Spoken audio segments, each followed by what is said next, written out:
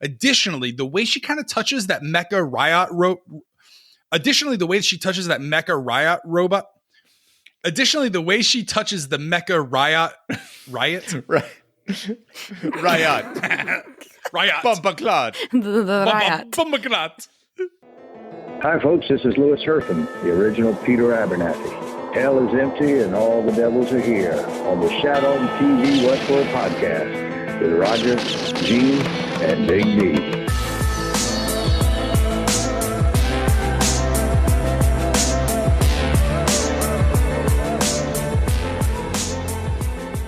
Welcome back to Shat on TV Westworld, the unofficial podcast companion piece to the hit HBO series Westworld. I'm one of your hosts, Gene Lyons, and alongside me are my two co-hosts, Ashley Schlafly. Hi, y'all. And Roger Roeper. I want my old mommy back. And this is our deep dive edition where we look back on this week's episode of Westworld and provide our thoughts and analysis 24 hours after watching the episode. Guys, this week's episode was titled The Absence of Field. It is episode 3 of season 3. Now that we've had a little time to digest, Raj, you just came off of the Twitch live chat. What did you think?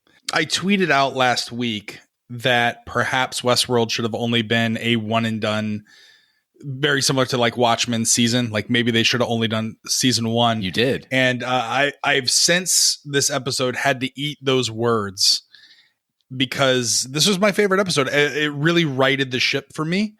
It made episode 1 and 2 more palatable. I went back and watched those episodes today just to kind of see if they kind of fit with what we have. And I got to say, kudos to Jonah and Lisa Joy.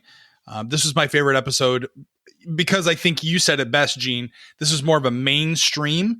And I think a lot of people are in that boat where we liked it a little bit more than maybe some of the hardcore deep thinkers like yourself and Ashley. Yeah, it really had a little bit of something for everybody. You had some action, you had a little levity, you had some mystery, you had some drama and tragedy. It was really a very well-rounded episode. I have to say, upon rewatch, I liked it even more. A lot of the conversations I've had on YouTube over the past 2 days, the only complaints really from this episode have been how frenetic it maybe felt. And I think it was very similar to episode 1.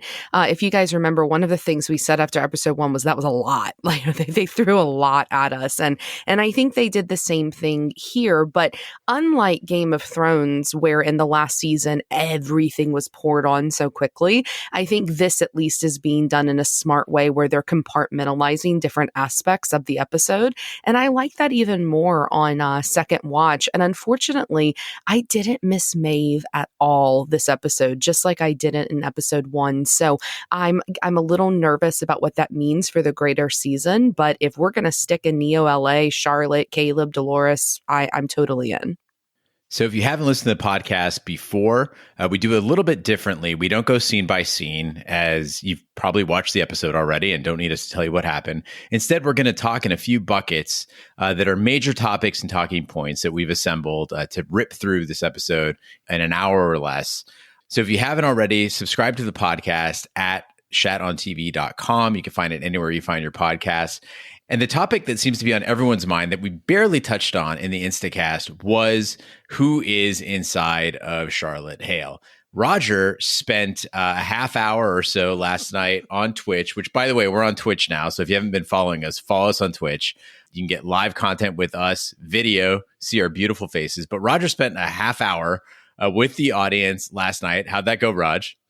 It went really well. It was a lot of fun. I'm hoping that will continue to grow throughout the season, but it was really neat to do some Q&A live right after and just get a pulse of what people are going to be talking about.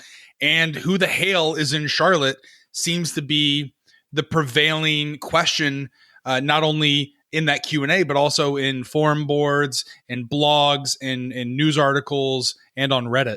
So, of course, that is where we'll be spending the majority of the time in this deep dive. But we're also going to look at a couple of other things. One is the title of the episode, The Absence of Field, which comes from a Mark Strand poem. And Ashley has gone, as she does, very, very deep into the literature here. We're also going to talk about this concept that Ash brought up in the Instacast called Homo Sacer, which is a Roman concept and how it applies to the show. And then I'm going to do a little bit of a tech breakdown. We saw a lot of cool little gadgets and nifty concepts in this episode that made it a little more fun and brought out some of the imaginative side of Westworld. So we'll get to that. Plus a couple of odds and ends that we're going to go by. So if you are listening to the podcast and you're like, hey, what about, we'll get to it, I promise, especially if you're asking what about the Persian board member, I'll be happy to talk about that. So let's get the ball rolling. First, Ash, if you could talk to us about the title of the episode, The Absence of Field. Yeah, so the title of the episode comes from a poem. It's called Keeping Things Whole, and it's by Mark Strand. And the part that kind of is circulating the internet that includes the line, the absence of field, is actually just the first stanza of that poem. And just as a reminder, it goes like this. In a field, I am the absence of field. This is always the case. Wherever I am what is missing. And so for us to really understand this, I think we need to talk about Mark Strand first, because I think the showrunners intentionally chose one of his poems. So Strand, the narrators in his poems, they typically are battling kind of this internal conflict of self, and they often have this duality of identities. And they basically are looking at how they exist within two worlds, and they don't find themselves comfortable or feeling like they belong in either, which, hello, that reminds us a lot of what is kind of going on in this episode and others with the hosts now that they're in the real world. And the same is true of that themology in this first stanza that I just read, and that's referenced in the episode title. So by the narrator saying that they're both in a field and they are the absence within that field, in a way, the narrators put two opposites together, where their existing kind of negates the space that he existed within. So if there's a hole, there's an absence there. And if you fill it, then you are and become what the absence was in that plane. And you become that void and you fill it. So with that in mind, this can mean a few things for our story. First, it can kind of be a description of what our hosts go through. They enter this field of space. There's this void, empty vessel. It's biological. It's basically just meat, nothing more. But once they're there, they represent the absence of that field or that space because their pearl and their consciousness begin to fill that void. What I love about this show is how they don't always view the world as humans would, right? They really, really get deep into the mind of a host. So they have made these fictional characters hosts, and then they really explore how they would think, how they'd experience the world. And what you just said, Ash, relates directly to whatever is living in Charlotte in a manner that's uniquely identifiable to the host. So we assume that hosts consider their bodies home because we consider our bodies home, right? Like, I know what I look like. This is my home, my body. If you were to take me out of it, I would feel very out of place, right? But what we have to remember is as we saw with The Valley Beyond, where it looked horrifying to us that they were just basically falling off a cliff and their bodies are just falling into a pile, but they were going on to heaven. These are digital beings, and they're most comfortable without a body at all. Everything that they inhabit, they have to learn to inhabit. And now we get to see something totally different. We get to see how they feel in another person's body. So it's not being outside of a body. It's not being in the body that you were assigned. It's being in another body completely. And this is something that I don't think was tested at Delos. I don't think we saw it. And if it was tested, they probably don't have a lot of them moving around because, as you can see, there are disastrous results. And what I really started to think about was Daddy Delos. You know, Daddy Delos, when he was in that chamber, they were doing the fidelity test on him, and he went mad in a special way within that space. Charlotte carving these symbols into her own skin. And note, if you didn't, I didn't notice on the first watch, they are symbols. I mean, there's a geometry to it. It's a mirror to what Daddy Delos is doing. It's a madness setting in. Absolutely. And kind of what you're talking about there with the digital space and the Valley Beyond, I think you're talking about this concept of death that very much is a human concept, right? Humans die in a way because we believe that we have a soul that goes elsewhere. And the hosts, they don't have the same relationship to dying because dying is a part of the loops that they were built to live out over and over again. And so that's why I kind of wanted to move on from just that first stanza that's circulating kind of Reddit and all the critic reviews over the past couple days. And I want to look at actually the finale of this poem, which is in stanza 3. It is just the last two lines. And those lines are, We all have reasons for moving. I move to keep things whole. And I just wanted to explore that briefly because those reasons for moving, they're different for all of us. And in this show, they're different for the humans versus the host. So the idea, if we stay still or if we exist, it means that this field that we enter is no longer whole because we disrupt it, basically. So we've occupied a space, we've disrupted a plane of existence by just existing within it. And there's this really famous example to explain that concept. It is not mine, but basically the idea is, think about when you dig a hole in the sand on the beach. As you kind of move back those grains of sand immediately attempt to fall back into place and refill and fix that disruption that you're creating. And you may put a bucket there, or you may just bury a whole person there, but there's no way for you to prevent the fact that these little tiny grains begin to fill in around that disruption, trying to rest within that hole you've made and reoccupy the space you've disrupted.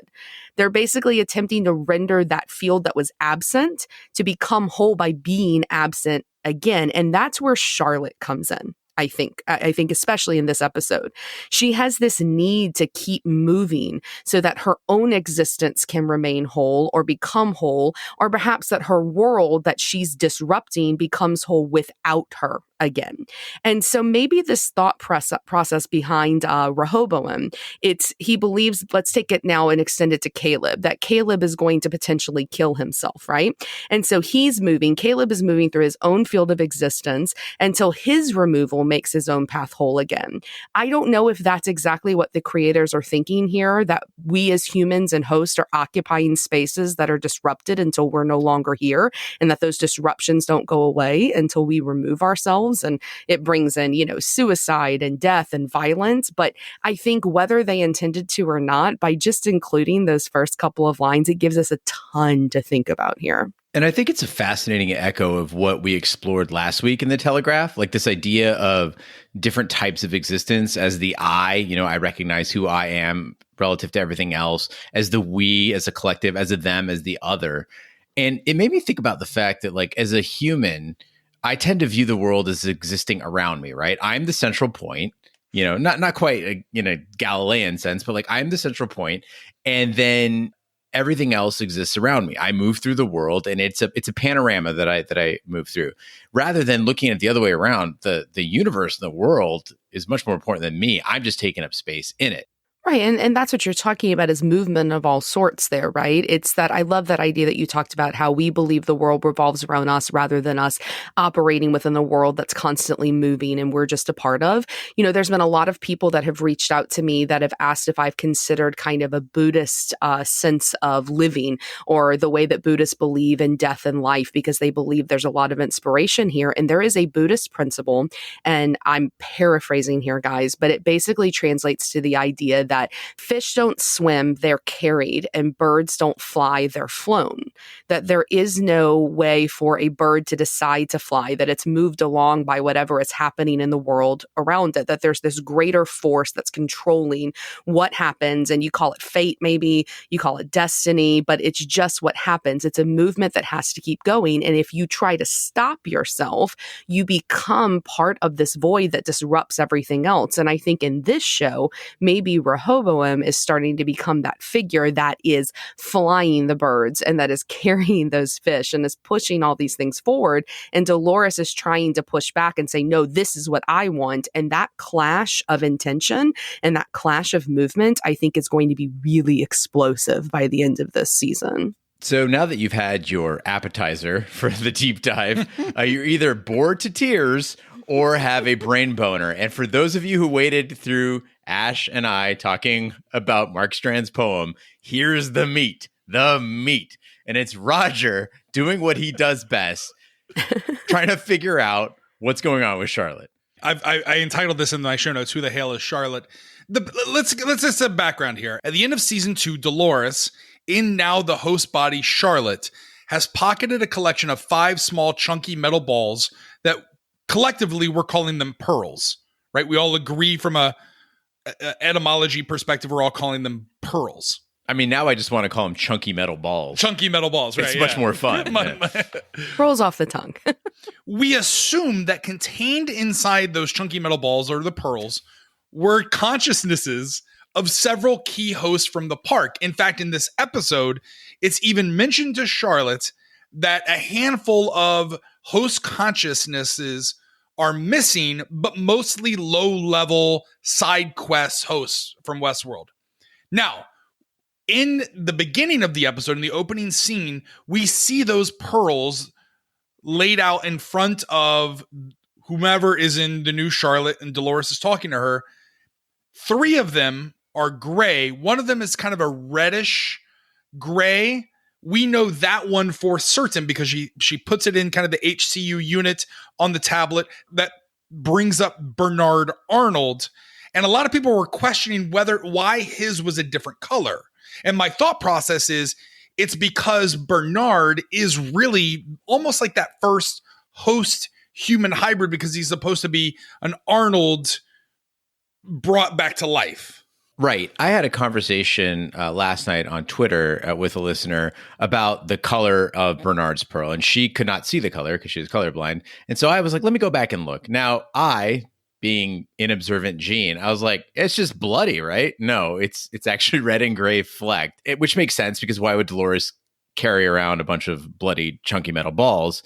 But I believe that a lot of people are saying that Bernard's pearl is that color because Dolores put it together as a combination of her memories of Arnold the man, that's the red part, and Bernard the host, which is the gray part. Why they would color code the pearls is beyond me. That doesn't really match any sort of software that I'm familiar with, but whatever. Well, I mean, I think they give us a lot of hints toward that. So we find out in season 2 that the red balls, like Dr. Ford's, are human consciousness or Daddy Delos, right? Those are red, and that the grayish balls are the ones, are grayish pearls, because I want to stop calling them balls, are the ones that... Chunky metal balls.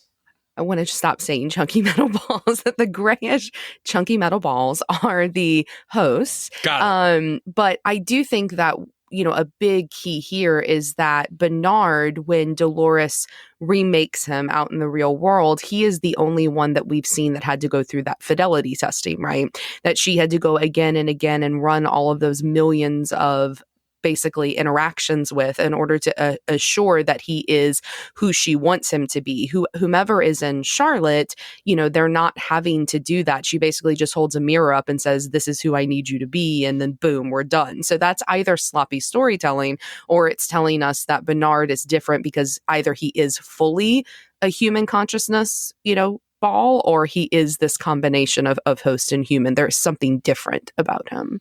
Yeah, and I'm glad you brought up the timeline. So from what I understand, Dolores as Charlotte, when she went to Arnold's house, they've got that host printer there. She printed out a version of herself, seemingly put her pearl in that, and then created another Charlotte robot, or possibly put another pearl in the Charlotte bot and brought it back up, then went and did Arnold or Bernard. Right. That seems to check out in the sense that you see Charlotte looking at the Bernard pearl being placed in the reader. So yeah, it makes sense she came first. Although we never actually see, I don't think, that whole exchange that you just talked about, which has led some people to say, well, maybe that never happened. Right. So for the purposes of the discussion that we're about to go through, most of the questions that we're seeing on the internet is, who the heck is in Charlotte Hale? Who did Dolores bring back to life and insert in the Charlotte bot? It's not Charlotte. We know that Charlotte, the real Charlotte, is dead. So there's multiple individuals. So we're just going to go one by one, and we're going to kind of talk out our thought process. The first one is Peter Abernathy.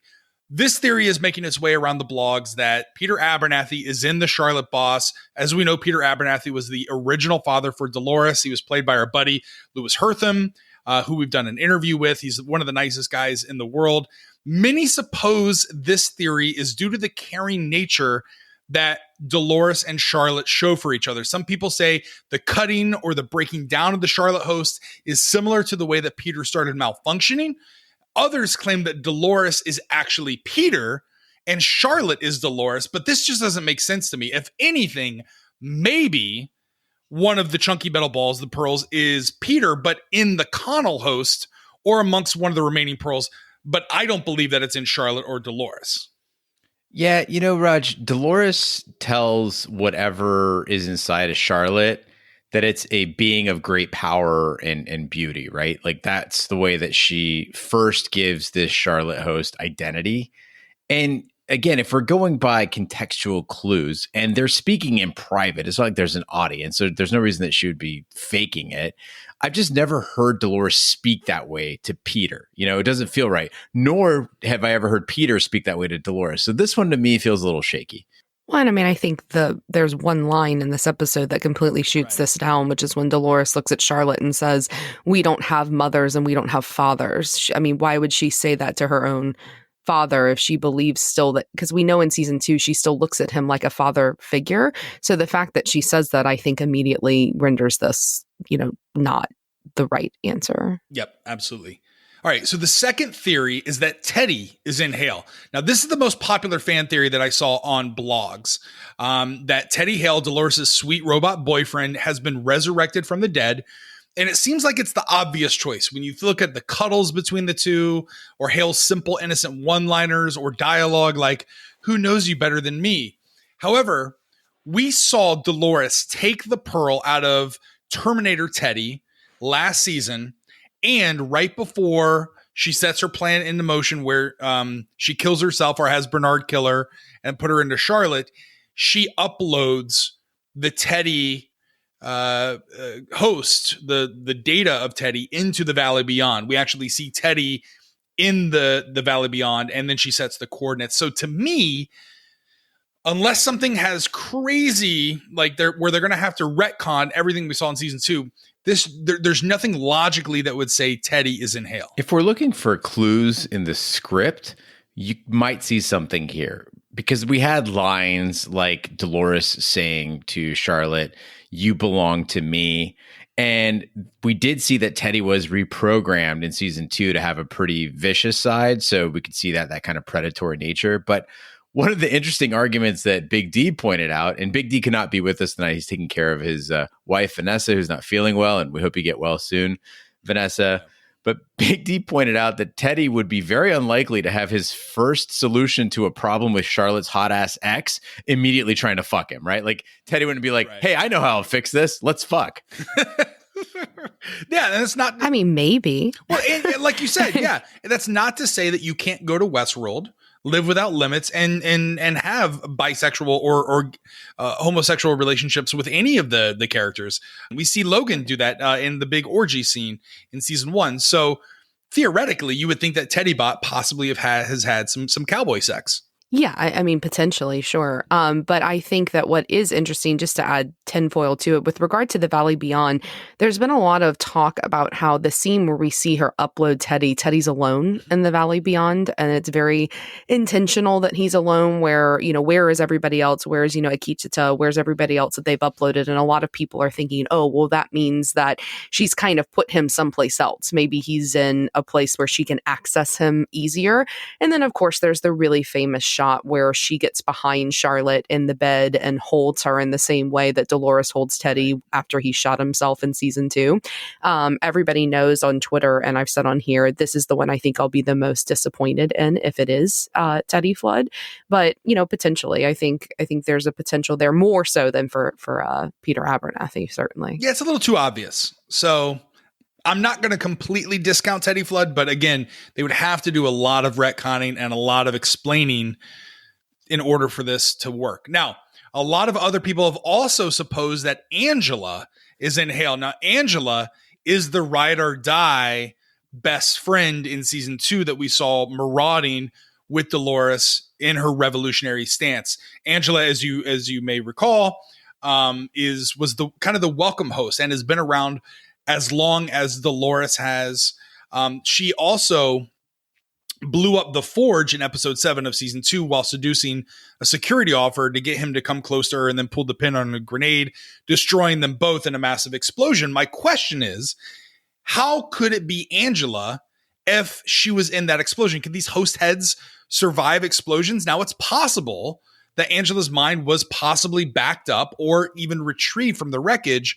After all, the host hard drives are designed to be resistant to damage, given what the assets of Westworld go through on a regular basis. But again, they'd have to do a lot of explaining in order for this to work. Well, I mean, they can take bullets to the head, right? Like they've shown how the bullets, hit up against this unit, this Brita filter pearl unit that they have in their heads. So I guess it's possible. I mean, this is certainly the one I buy most of all. There's something about the way that she was smoking those cigarettes that just reminded me of Angela. But I don't know. I do think it's still a little bit of a stretch because she would have had to gone back after she blew herself up. And you'd assume the ball would have gotten blown out someplace else. So did she go search for it? I mean, like, I think that there's a bit of logistics there that maybe don't make quite so much sense. I had to pull this next one from bustle.com. So I want to give bustle.com a lot of credit.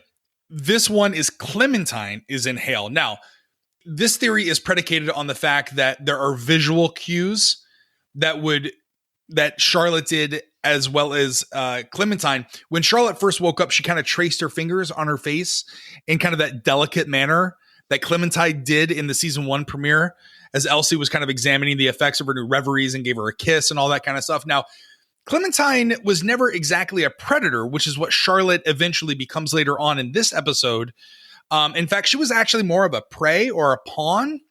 But Clementine has been around for a while. At one point she was the Mariposa's madam.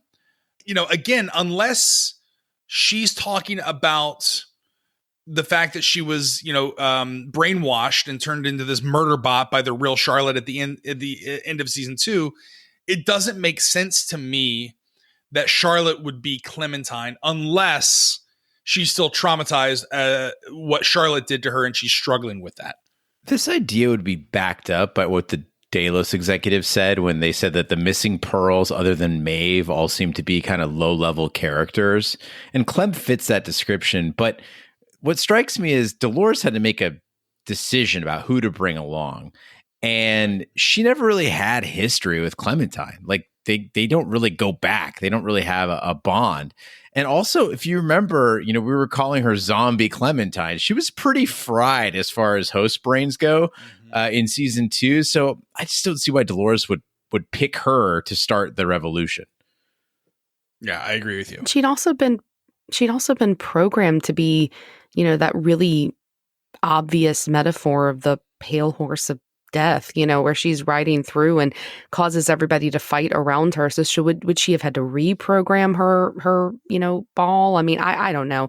I think this one's just way too complicated. I liked Clementine a lot as a character. I thought she was interesting, but I just don't buy that Dolores, out of all the ones she's going to choose, that she's going to choose one that's not only fried and, causing and wreaking massive havoc amongst the hosts, but that she's going to bring her out in the real world and trust her in Charlotte, which is probably the most important, doppelganger that they're going to place at the Delos Corporation.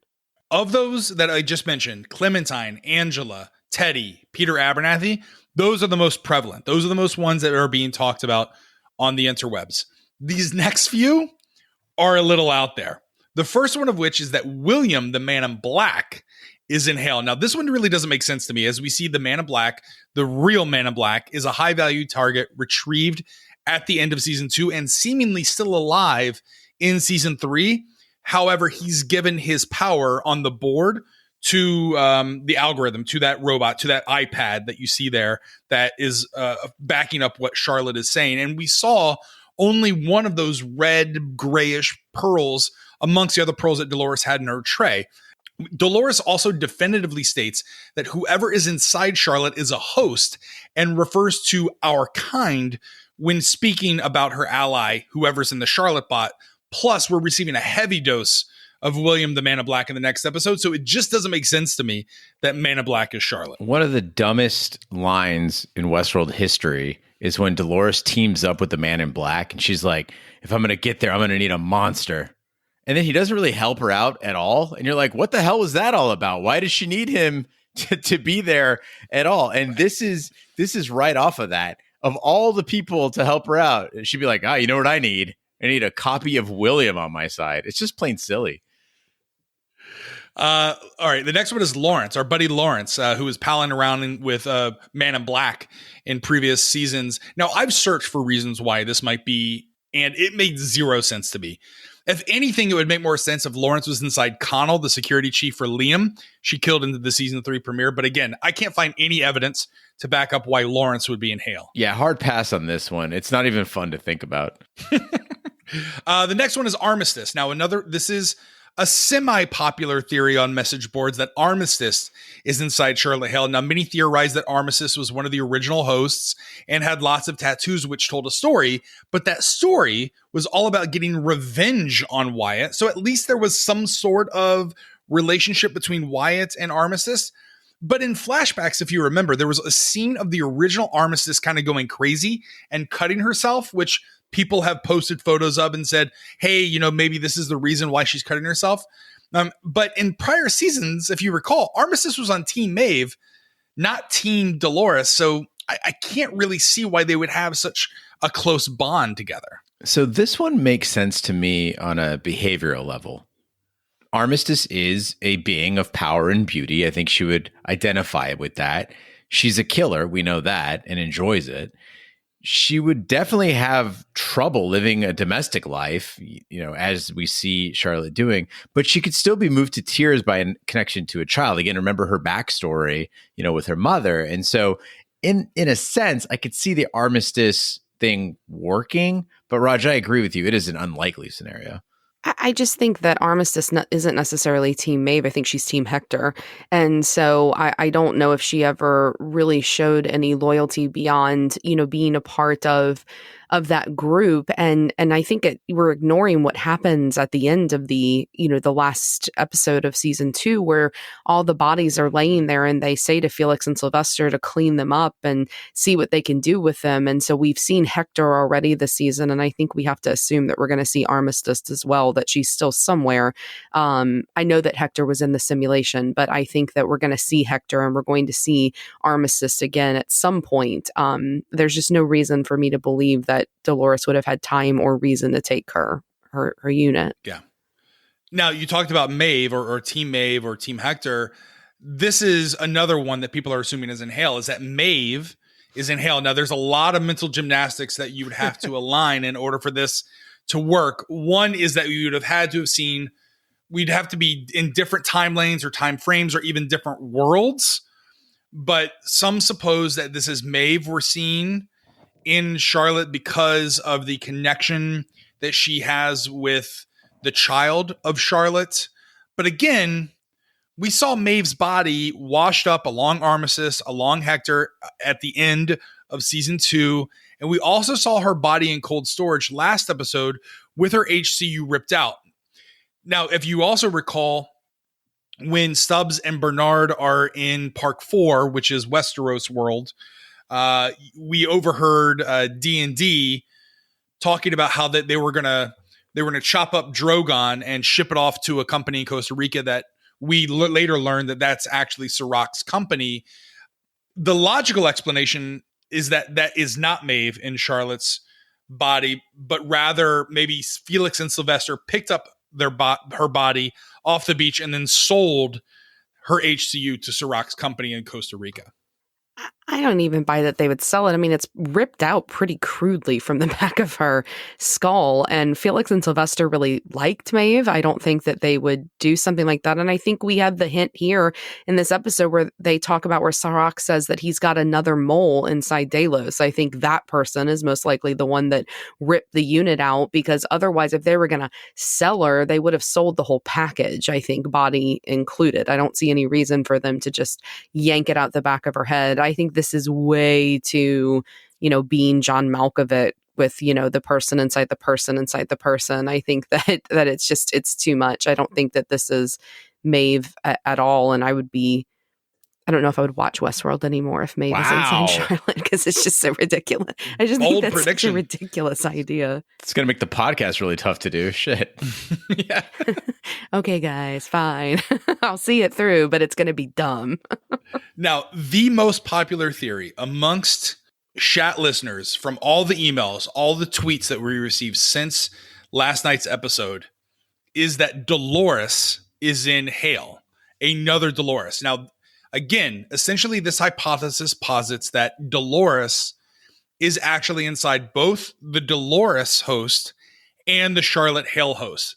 Now, if you recall, the finale of season 1 was entitled The Bicameral Mind. Bicameralism is the hypothesis in psychology that argues the human mind once operated in a state which cognitive functions were divided between one part of the brain, which appears to be speaking, and another part which listens and obeys, essentially becoming a bicameral mind. Many theorize that the Dolores we've seen so far was the woke Dolores that we saw in season 2, aka Wyatt, which was inside Hale at the end of last season. Meanwhile, woke Dolores took a backup of her previous self, kind of like the innocent Dolores that we saw in season 1 before she figured out the maze. Took a backup of that from the Forge, downloaded it into a Pearl, and inserted that into the new Charlotte Hale host we saw being printed at the beginning of this week's episode in Arnold's lab. Now, the proof for this is mainly in visual cues. Dolores is seen wearing mostly black, woke Dolores, like the Dolores that we're seeing. Evan Rachel Wood is mostly seen wearing black throughout the episode, while Charlotte, Tessa Thompson, wears white. It's almost a stunning reversal in all of their costumes, mostly throughout the episode. Additionally, the way she touches that mecha riot robot, or Ed 209, or the Westworld Voltron, whatever we're calling it, is very similar to the way that she approached her horse and her father when she kind of touches both of them on the side. And if you notice, that self-inflicted scar on her cheek is similar to the bruising that Dolores has in the opening scene of season 1, episode 1.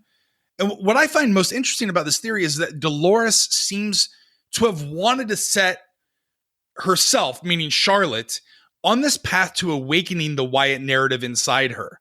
We see this after she chokes Tommy and is now that self-proclaimed predator. Yeah, Raj, this is the one I'm most inclined to believe because all the parts match. Like Dolores says she needs someone she trusts. Who do you trust more than yourself? She needs someone who belongs to her. Who else belongs to you but you? And Dolores is very fond of herself. I mean, she's calling herself a god. One of the interesting things is we often think that the hosts want to reproduce and multiply the way we do. There is no reason to believe that. What would be better as a host? Creating a diversity of species or just creating a bunch of yourself? That seems like a lot, better. Honestly, it's a sort of bullshit Westworld will pull, so I'm voting for this one. I don't know, though, y'all. I think it's an interesting idea. Like, I would buy this a lot more than I would buy Maeve being inside of Charlotte. But if we think back on, like, season 1 Dolores before she became woke Wyatt Dolores, like, she's a real kind girl that, just lives on a farm with her daddy. And, I mean, is she going to be able to go out in the real world and run this company? I mean, I think that the person who's got to be inside Charlotte, while she may be unstable, she's got to be somebody who's really quick-witted and able to adapt. And Charlotte Hale is a force to be reckoned with. And so it's got to be a pearl of some kind with somebody behind it that's got some oomph and that's able to manipulate. And that just was not Dolores, non-woke Dolores. She was just so sweet. And that's the only complication I see here is how did she grow like that if she's not the woke Dolores? But I agree, it is the type of bullshit that Westworld would pull, and I'm sure that they would explain it away. But that's my only complication with this one. I got to let you into a little bit of bullshit that Westworld could pull here at the end of the episode, which would be fucking terrible. There's a line that's thrown out, and a lot of people missed it, but it said, I think it's Charlotte, that says, "Our logs show that whatever they were searching for, the Sublime, the Valley Beyond, was downloaded from the satellite." Now, did Dolores download the Sublime? Again, in this final scene between Charlotte and Serac, he mentions that he knows the encryption key is Dolores. And if Dolores did, in fact, download the Sublime, then she potentially has access to any of the hosts who made it through the gate, which widens the field so significantly as to who Charlotte actually is. Maybe she just downloaded maybe those are just blank pearls. Because if you notice, if you go back to season 2, they're all kind of blankish. They all kind of look the same color. There's no one that's red. Maybe she downloaded the Sublime and has just been downloading whoever she wants into those pearls, and it turns red when it was Bernard or Arnold. You're right, Raj. That is terrible. I hate this. I'm just I second that. They left the gate wide open for this to happen. And I think it would be shitty. But let's put on Raj's tinfoil, and I'll leave it with this as we close out this category. My tinfoil is that there's possibly multiple Robo-Hales. At the end of season 3, we see Dolores speaking to the newly formed Bernard host with a Robo-Hale in the background. Is that the same Robo-Hale that's in this episode? Are there multiple Hale bots? Just think about it. If Dolores is really in Dolores, who put her there? Based on the timeline that we all agreed on, and we see in this episode, the Robo-Hale at the end of season 2 escapes with 5 pearls, gets to Arnold's house, then has to print a Dolores body first. How does she get her pearl inside that? It doesn't make sense. So some people are hypothesizing that it's still actually Dolores inside Charlotte and a whole nother person in Dolores. Or there's multiple Charlottes all at once, and there's multiple spies going on. I mean, the Dolores still inside the Charlotte body makes a lot of sense to me, in the sense that why would you go through the trouble, of moving out of one and into the other? And it just seems like a weird 3-card Monty of pearls. Mm-hmm. At the same time, I could see, like, if I was trapped in somebody else's body, I kind of want to get back on my own. That sort of makes sense. But the fact that they're not showing us that, I hate it, but it seems like there's something there. Well, Charlotte does say to Dolores, why do you get to be you? So I think we have to take that at its value, that maybe that is Dolores. But I will say, I despise this. But the one thing that I think that there is a little bit of credence is in the beginning of the episode, they're making that bot in Arnold's house, and it looks like Tessa Thompson. So why would they be making a Hale body? And I even wrote that in my notes. Why are they making a Hale body when Hale came out of the park? And I mean, y'all, if there's some sort of scene like the multiple, like, Agent Smiths that come out in the Matrix, but they're all like Robo Charlotte Hales, I'm gonna throw up on the screen. They've left it open that there could be multiple Charlotte Hales or Robo Hales out in the universe. All right. Well, future LA to ancient Rome. Ash is going to tell us about something she's been very excited about. She actually wrote me earlier, like, can I talk about it? Yes, of course you could talk about it. It's your show. Talk about whatever you want. We're just here. Well, I don't know about that, but so we've talked a lot about Charlotte, right? We've talked a lot about the theories behind who's in her body. We've talked about kind of the idea behind the title, but I want to turn to Caleb for just a moment, and not just Caleb, but Caleb as a representation for the entire human race. One thing, I was chatting with Big D earlier, and one of the things I said to him is that Gene brought up a really great point on our first episode, which is where he was talking about we don't really know if this is a dystopia, right? And Big D kind of second that. And in further episodes, this kind of looks good. Well, I think we're starting to see the cracks in the system and where the dystopian nature of this Neo-LA kind of comes in with this tech from Rehoboam. And so we've talked about the poem, and we've talked about the idea of filling a void, but nothing relates more to feeling like you're outside of yourself or you don't belong than this concept of Homo Sacer that I kind of previewed on the Instacast. And I'm going to go through this quickly so I don't, lose half the audience here. But Giorgio Agamben, he talks about this ancient Roman law. And basically the idea is that when it's cast upon someone, it makes them both not part of a society, so they're, banished, but they're also under the control of the society. So we're going to take Roger here. So we're going to give Roger the designation of Homo Sacer. So he can no longer take part in our society. He gets no government assistance. He can't go to parks. He can't go to national parks. He can do nothing. He has to basically walk on the street, live on the gutter, and he's outside the bounds of our society, which means that Gene and I, well, we can kill him anytime we want. Woo-hoo! We can walk up, we can shoot him in the head, we can do whatever we want to do to him. And it wouldn't be murder, wouldn't be any crimes, because he's not a subject. In essence, he's not even considered human, basically. But here's the kicker. If Roger hated his life so much and he's like, I'm going to sacrifice myself to the gods and be saved by them so I can have a better life, well, the law says he can't do that because he's not sacred enough or human enough to even be sacrificed. It would be against the law for him to do so. So Roger can't take part in society, but he's still under the control of the laws of that society in every way, including the most basic thing, which is deciding how you want to die, or as our poem says, how you keep moving.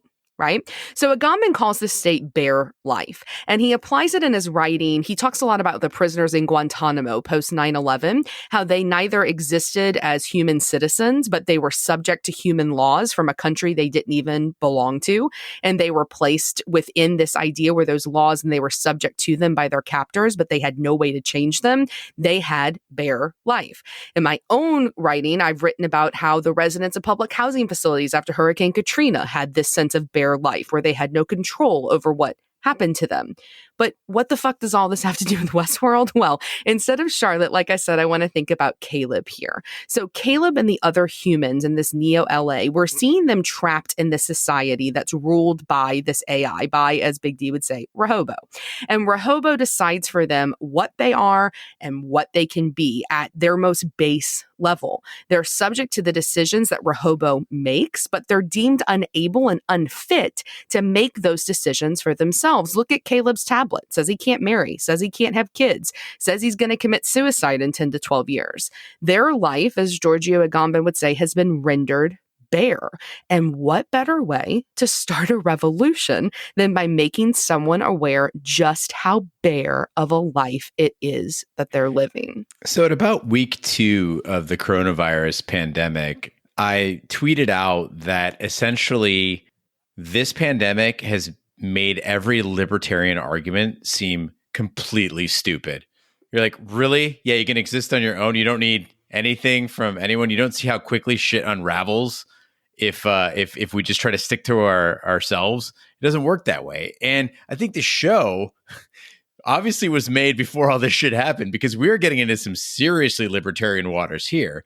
But this theme does address a lot of what we're dealing with right now, which is what is the proper balance between optimal living, extending your lifespan, improving your mental health, your income, your legacy, your civic duty, your education. What is the balance between all that and just self-determination and free will, if it exists, right?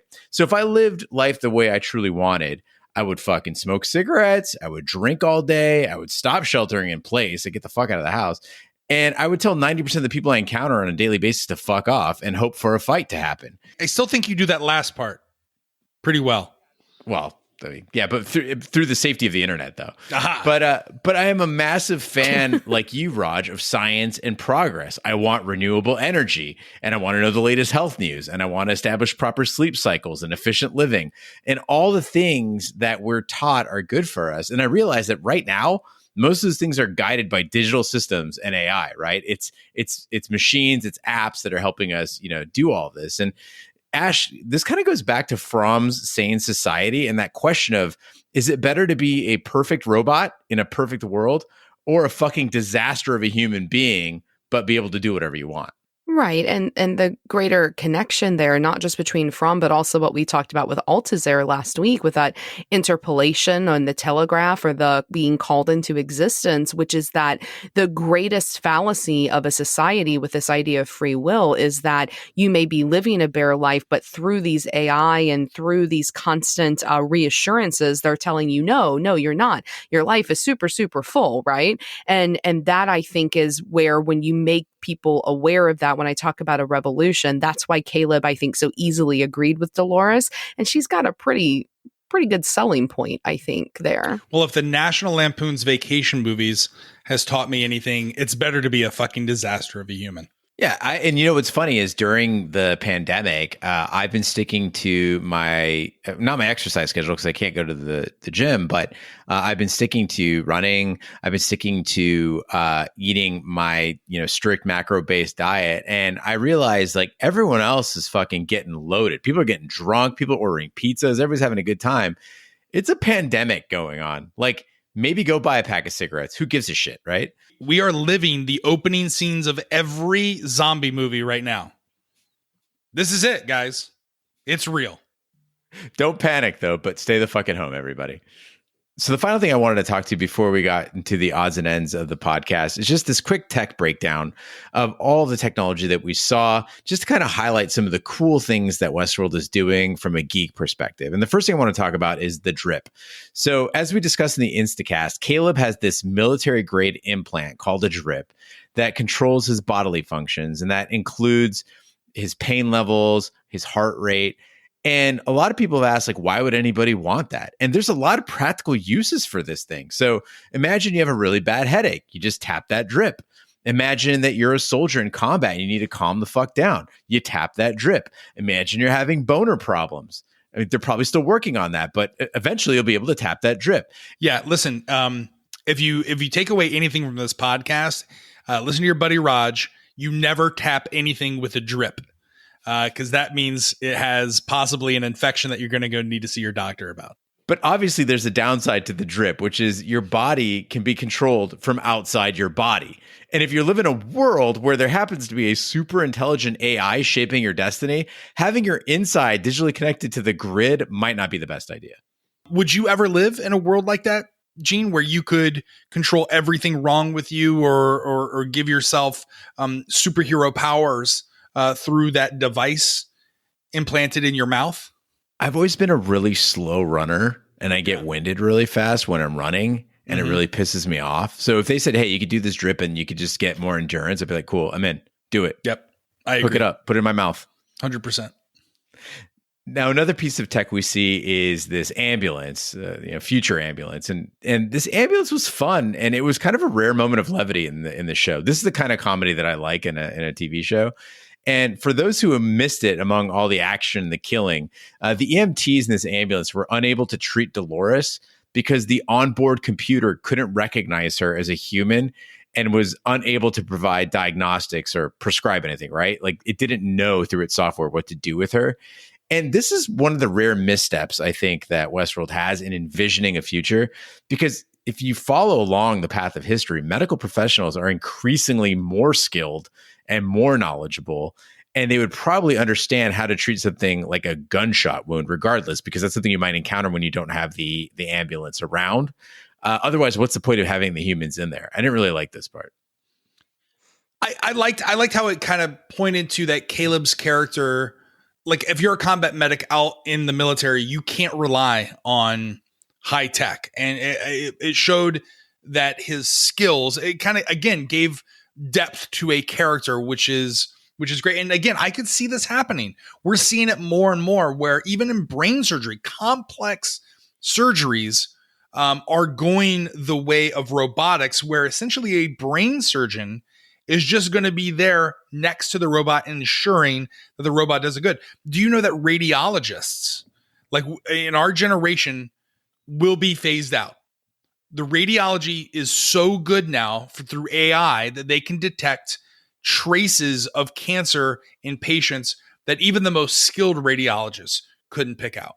I work with teachers. I do outreach in some of our school districts here, and there are teachers that have entered the profession since a certain program that I won't mention on the air because I think it's terrible, has entered into certain education systems that's script-based. And so the teachers are given a script every day, and then they have to read that script. And those individuals that I work with that have only taught like that, they were not trained in a teacher preparation program what to do if the internet goes out, or in a situation like right now where they're having to teach digitally without a script. And so it's almost like when the technology comes in and everything is kind of prefabbed and done in this profession, it begins to have this hole that develops where they don't feel the necessity to teach those skills, those basic skills anymore if the tech fails. And so I could see this happening, that EMTs, maybe if we believed in the tech so much, they might know how to work the system, but not what to do if that system failed. So two more pieces of tech I wanted to go through before we get to the big one. One is the AR glasses, the augmented reality glasses. So toss a coin to your Twitcher. Raj and Big D both hypothesized that Serac wasn't a real person. And these AR glasses that we see in episode 3 and we saw in episode 1 seem to reinforce it. So for those not in the know, right now there is an arms race or sort of a war or a race between AR and VR to be the next big thing like as far as tech goes. So virtual reality, VR, is creating a totally different reality that you explore with a headset. And the idea is to completely obscure your vision and your senses so that you inhabit this new reality. Whereas AR is adding digital displays to your real world view. So if you think of like Pokemon Go or the heads up display on newer cars, Charlotte has to wear those glasses to see Serac, which suggests that he only exists digitally. And the only way to explain it otherwise is that Serac is being projected from another place in the world, but that place also has chairs and the same layout, so he could sit down on the thing that he's sitting down on in LA. It doesn't make a ton of sense. The other thing we see is the virtual assistants. And this is really cool. I want to send a shout out to the writing staff at Westworld for giving Dolores this virtual assistant. It's a little thing on her ear to deliver motorcycles or lease apartments or book entire hotel blocks. As a digital marketing manager, I'm a big believer in this technology. And mark my words, virtual assistants will replace websites as the way to do things very, very soon. And Westworld beautifully illustrates what this world would look like. It just makes me realize that in 2020, we're seriously like primitive little monkeys with our keyboards and our smartwatches. I would hate it if we went the world of virtual assistants, because in order for it to work, everything would have to be voice prompted. And I kid you not, Kelly has never once even thought or searched or done anything related to Twitch. We had a phone conversation and she tells me, Raj, I have received nothing but advertisements for Twitch since our conversation. I never searched it. I never did anything. They're fucking listening to us. I'm throwing my phone into the lake. This pandemic has got to show that like we need data privacy now. Yeah, but is it a bad thing if it's serving up things that you need? So, for instance, Raj, let's just imagine, right? You're going to Europe, right? And you want to book your hotels and you want to book your trains and all this stuff. And all you say is, hey, assistant, I need a train out of Luxembourg tomorrow morning. Nope. I love the hunt. I love going to 3 or 4 different websites, finding the best deal. I don't want, because as a digital marketer, those with the best money or the most dollars are going to buy up all the websites that this virtual assistant will go to so that they can be at the top of the order. And it's going to push out the mom and pops, is going to push out all the choice for the consumer. And you're going to be left with 1 or 2, and it's going to be bad. It's going to be bad overall for the consumer. But I mean, websites are doing that right now. I know, but the virtual assistant is going to be just that synthesized and taken to a whole nother level. All right, well, let's get to the big daddy of tech, Rehoboam. So we learned in episode 3 that Rehoboam uses this mirror world full of data to predict what will happen in each person's life. That's how it seems to know what's going to happen. And then it adjusts the real world to create desired outcomes for the betterment of the whole. At least that's the idea, right? It's kind of calmed the world down a little bit. And it seems like it's created a pretty nice place. And I touched on this in the last podcast, in the Instacast. I looked at it as a warning to the audience that some of what we see on the screen might just be life in mirror world, right? That we're not seeing what's really happening, that maybe this entire season has been in mirror world. Today, I want to talk about a different and far more nefarious aspect of this development. So this is how it works. Rehoboam eats up a bunch of data before privacy laws get enacted. It creates a mirror world. The mirror world projects what should happen, but what's missing from the equation, it's making it happen. And so Serac says that he's not an oracle when he's talking to Maeve. He says oracles just predict the future and insight makes the future. So logically, Rehoboam will create this mirror world and then will have to self-fulfill his own predictive model or its own predictive model. And in a world where everything is wired from your drip to the Rico app, and a world that essentially eliminates free will, if it ever existed, this idea basically says that Rehoboam sees the future and then makes it match the future. And therefore, it's a terrifying prospect. And it is pretty much the most evil thing I could think of. It's the worst kind of God, right? It's the worst kind of deity that tells you what you're going to be. And even if you could be something else, it tells you that you can't, because then it creates that logical conundrum of, if you can prove that what I said isn't right, then I don't have any power. So it has to uphold its power by ensuring that it does what it says it's going to do. I mean, that's not only nefarious. I mean, It's absolutely soul crushing, right? It prevents not just free will, but it prevents any aspect of humanity from existing in the way it's supposed to exist. And maybe that's why Dolores will end up being the hero this season rather than the villain if she kind of breaks those floodgates open of those possibilities. Also, can I say fuck any AI that's going to kill off all the elephants in the world? Well, that might have happened before Rehoboam. I'm just saying. That was on Solomon's watch.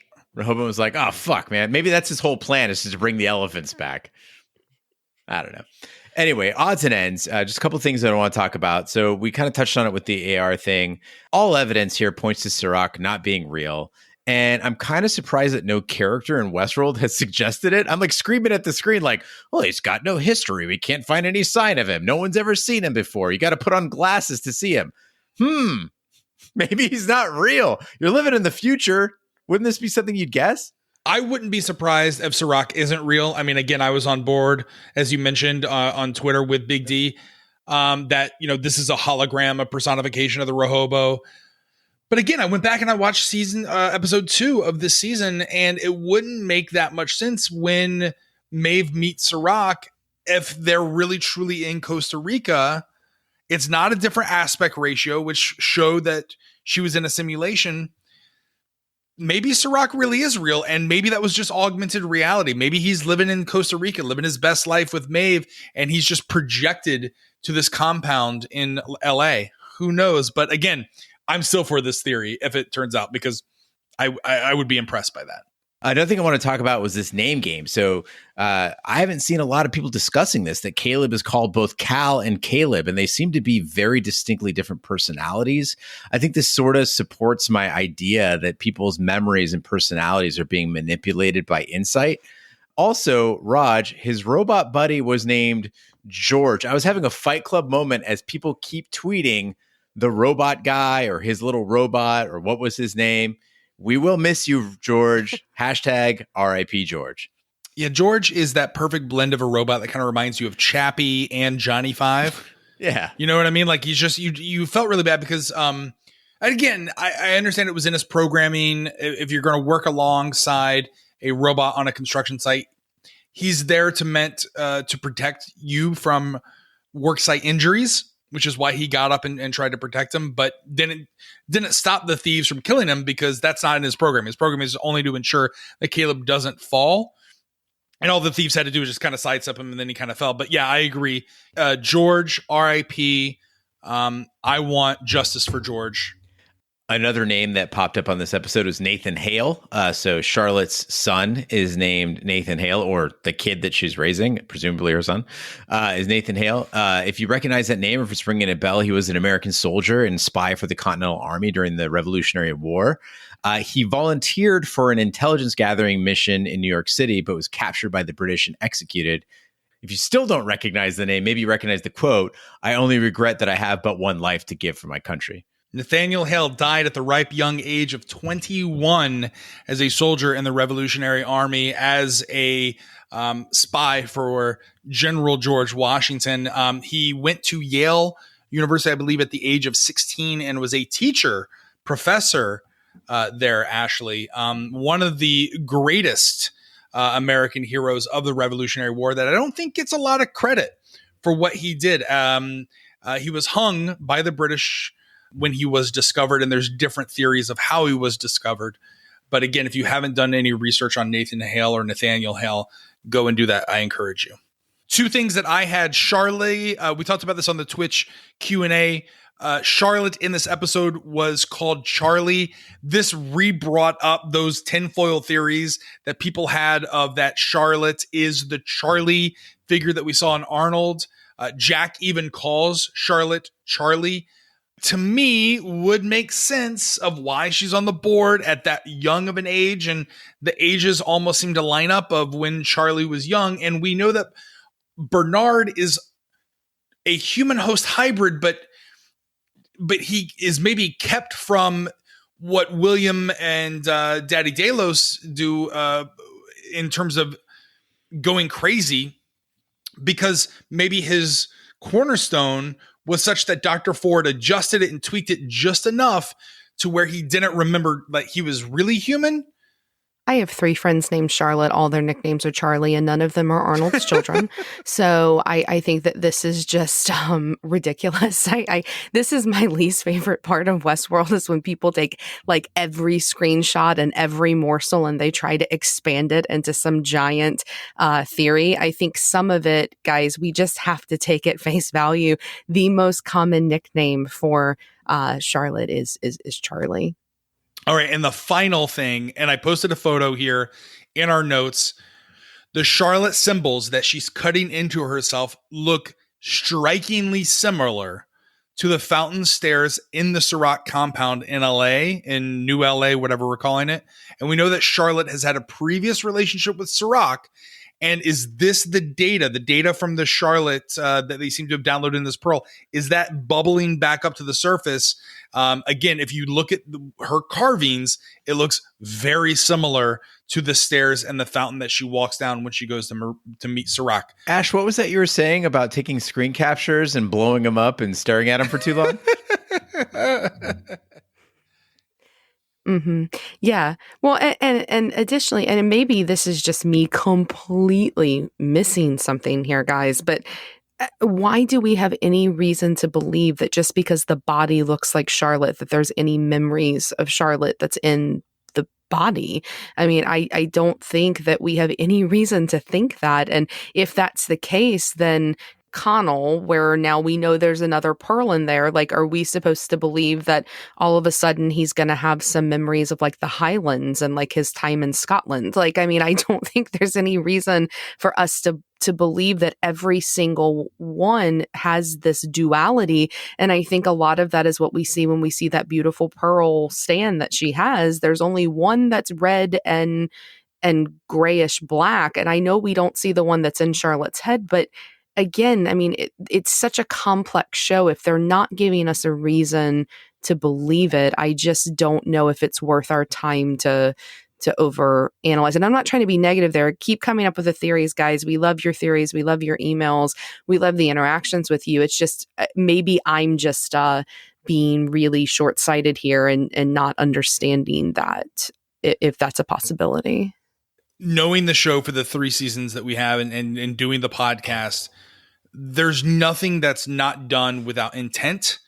And Lord, we can share this on our various Twitter accounts, but it looks exactly, and there's no reason for them to do this kind of shot unless it meant something. Well, sure. In the end, Charlotte Hale's going to be Robert Ford. And, it's just going to be something ridiculous. Like, I mean, I will be really disappointed in this show if it becomes that much of a labyrinth. Like, I think I'm fine with a show being complex as long as there's an ability to figure it out, right? As long as we have a chance to figure it out and for it to make sense in the end, that's when it earns the payoff, and that's when it earns its ability to be so mysterious and complex. And I don't know, some of the theories that are being floated around, like the Charlie is Charlotte thing, I mean, I think they're so far out there that it would almost be like an insult to the audience, because how in the hell are you ever supposed to put that together?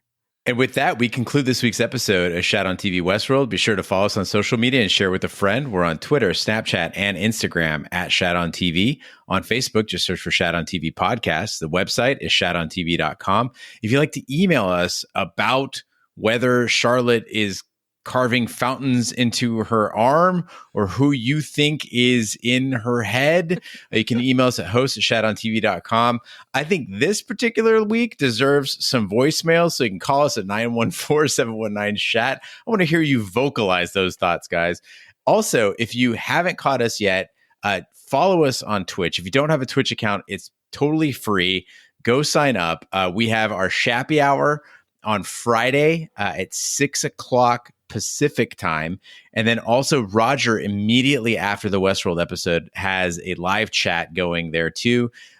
Those are all video shows, so you can actually watch and then send us your messages in real time in the chat, and we'll respond to them. That's all at shatontv.com/Twitch.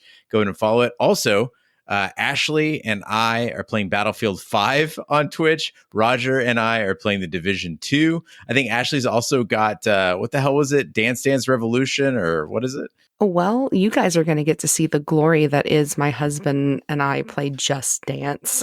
It's a terrible, terrible game, but I just want to say his performance of Katy Perry's Firework is something that is worth you tuning in for. So definitely follow us and friend us on Twitch so you get notifications when we're on. Also watch our Twitter feed at Shat on TV, and we will post when we're going on. Wherever fine podcasts can be found, including iTunes, Google Play, Stitcher, Pandora, Spotify, and YouTube. Be sure to subscribe, and if you stop by iTunes, please leave a review. That helps the podcast grow. Also, if you haven't checked out our sister podcast, Shat the Movies, you can find that at shatthemovies.com, where we do 80s and 90s movies. We got a ton of great ones in the works. Clue is out right now. Saving Private Ryan coming very soon. So check those out as well. It's at shatthemovies.com. On behalf of my co-hosts, Roger Roeper, Ashley Schlafly, Big D, Dick Ebert, and the King Bee, I'm Gene Lyons. Be sure to join us on Friday for our Westworld Telegraph covering episode 3 of season 3, The Absence of Field.